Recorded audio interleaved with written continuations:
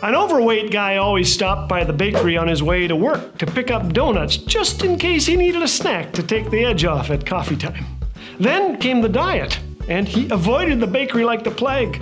But on the way to work one day, he thought, maybe God wants me to pick up some donuts today. I could give a few to the others at the office. I could share. So he prayed, God, I'll stop, but only if you make a parking spot available. And sure enough, there it was, a parking spot right in front of the bakery on his 29th trip around the block. Ah, temptation. It can get to all of us, can't it? The actress Mae West once said, I generally avoid temptation unless I can't resist it. It seems that yielding to temptation has never been more convenient. When I wrote the book, To Be Perfectly Honest, I started to wonder how any honest guy could write a book about being honest without mentioning the topic of pornography. I'm at the age where temptation has begun to avoid me, but still, it can be a struggle. According to various sources, porn makes more than all pro football, baseball, basketball, and hockey teams combined. Easy access to it has increased the number of addicts, of course. One recent study claims that 20% of women are now addicted. Soap operas and romance novels help drop their inhibitions, and the spiral begins. Deceiving others, looking for joy in all the wrong places, living in a fantasy land that will continually disappoint and never fulfill.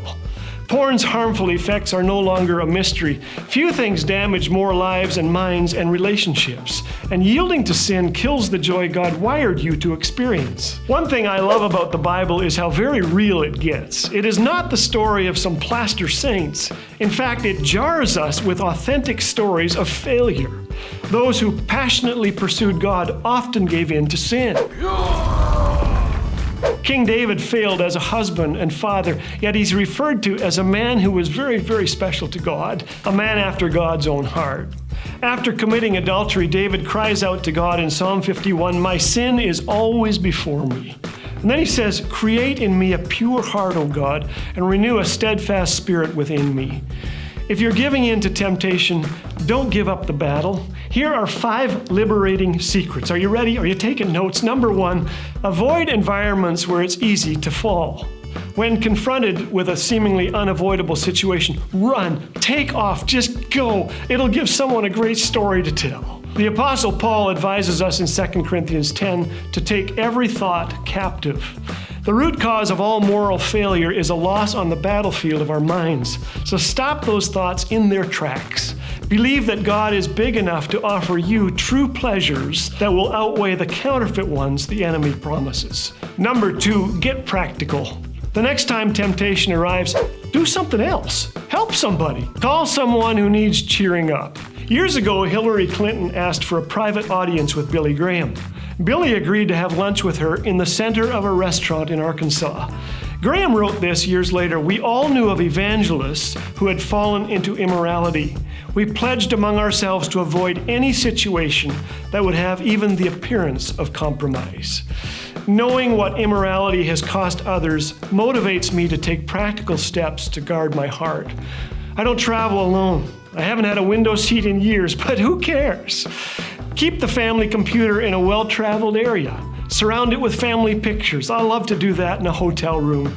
Number 3, be accountable. You say, Callaway, accountability means I have to admit that I am weak.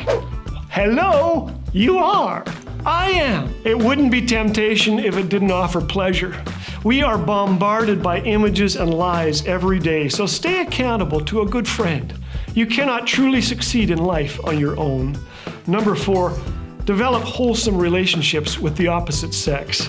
We guys especially need to view women as God's priceless treasures. They are someone else's wife, someone else's daughter or granddaughter.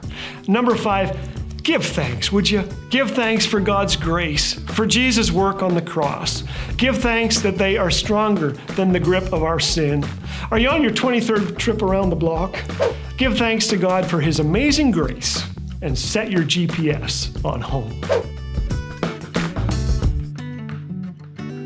Subscribe to Laugh Again TV. Those are lights. Subscribe to Laugh Again TV.